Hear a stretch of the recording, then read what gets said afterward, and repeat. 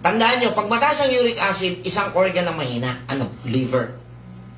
Ang arthritis, ang sanhi niyan ay weak liver. Ang liver po kasi, ang pinakamalaking organ na meron tayo sa loob ng digestive system, at ay ang Tagalog niyan, ang trabaho niyan ay processor. Lahat ng nutrients na kapapasok sa atin, ipoprocess niya, i-convert niya into lahat ng food na kapapasok, i-convert niya into nutrients, tapos i-disseminate niya sa mga organs na nangangailangan. Ngayon, pag mahina ang liver mo, lahat ng kinakain mong rich in protein na food, dapat nako-convert niya yun into amino acid. Ang ibig sabihin ng amino acid, malabnaw na langis. Ang katawan natin punong-puno ng joints. Ibig sabihin, lahat ng natutupi sa atin, ang tawag dyan, joints. Dugtungan, joints, okay? Lahat ng natutupi may joints, kailangan flexible. At para maging flexible yan, kailangan niya ng langis. Ang tawag sa langis, amino acid. Ayun. Galing kay liver from the protein, pang healthy liver. Pag weak yung liver, Okay. pag kumain ka ng rich in protein na food, i-convert niya, ay mahina siya, hindi niya mapalabnaw masyado. Medyo malagkit o malapot yung langis. Okay. So dahil malapot yung langis, hindi siya amino acid. Ang tawag sa kanya, uric acid. Ayun pala yun. At dahil malagkit, kulang ka ngayon sa flexibility. Tama? Yan. Pag tinupi mo, masakit. Bakit? Kulang sa langis eh. Tama. So, pag tinupi mo, masasaktan ka, magsasalita ka, aray. Diba? Siyempre, kailangan mong kumilos, titiisin mo yan, tiis. Yan. Aray, tiis. Aray, tiis. Kaya arthritis. Ayun. So, natutunan nyo ngayon, no? Ang salita, Arthritis. arthritis. Yeah.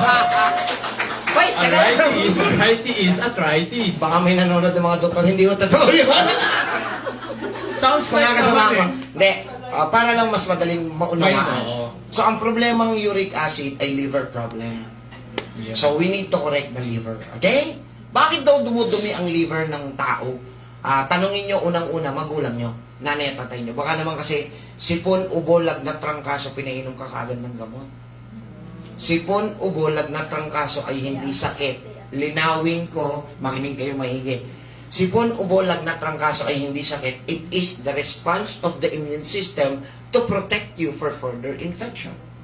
Ba't kasi ni sipon? May pumasok na foreign substance sa katawan mo. Nakita ng doktor sa katawan mo, uy, may foreign, hindi naman kailangan ng katawan ko, foreign nga eh. Okay. So gagawa sa immune system, tatawag yan sa defense mechanism. Tatawag yan sa defense department. Magpadala kayo ng mga sundalo. Yeah. At meron tayong Kalaban. invader. Oo. So yung mga sundalo, ang tawag doon, mucus. Mucus means sipon. So babalutin ngayon ng sundalo, papaligiran nila yung papaligiran nila yung invader. So pag napaligiran na, dadalhin nila yung palabas. Palabas, dun sa may gero. Palabas dun sa area nung, tama? So kaya kayo sinisipon. Kaya pag sinisipon ng bata, painumin nyo ng painumin ng tubig para mas madali niyang mailabas.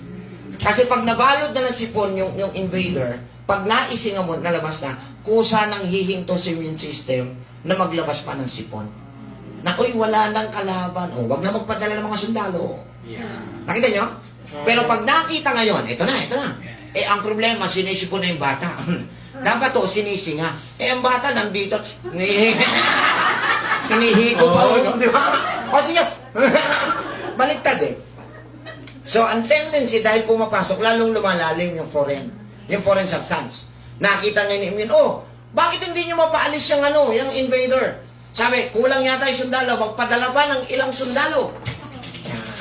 Kakapal ngayon yung mucus. Ang tawag sa makapal na mucus, phlegm. Anong phlegm? Ano yun, Doc? Hindi siya silent G, noisy G. Phlegm. Plema. Phlegm.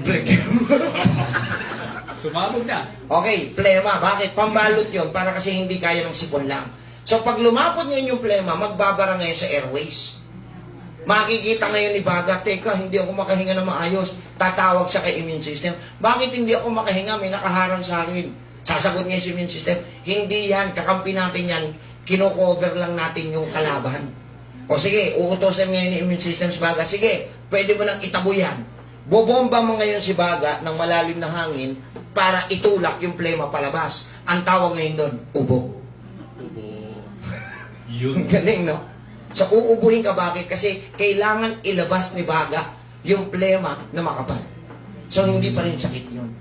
Kaso ang tendency, ang ginagawa nyo, pag may sipon, bibili kayo ng cold suppressant. Sinosuppress nyo lang yung sipon. Pero hindi nyo pinalalabas yung bacteria na pumasok. Tama? Pag inubo kayo, umiinom kayo ng cough suppressant. Sinosuppress nyo lang yung ubo. Pinakabunan lang. Ito na, tapos lalagnatin na ngayon. Tama? Ayun na. Pag nilagnat, bumibili kayo ng paracetamol. Mali!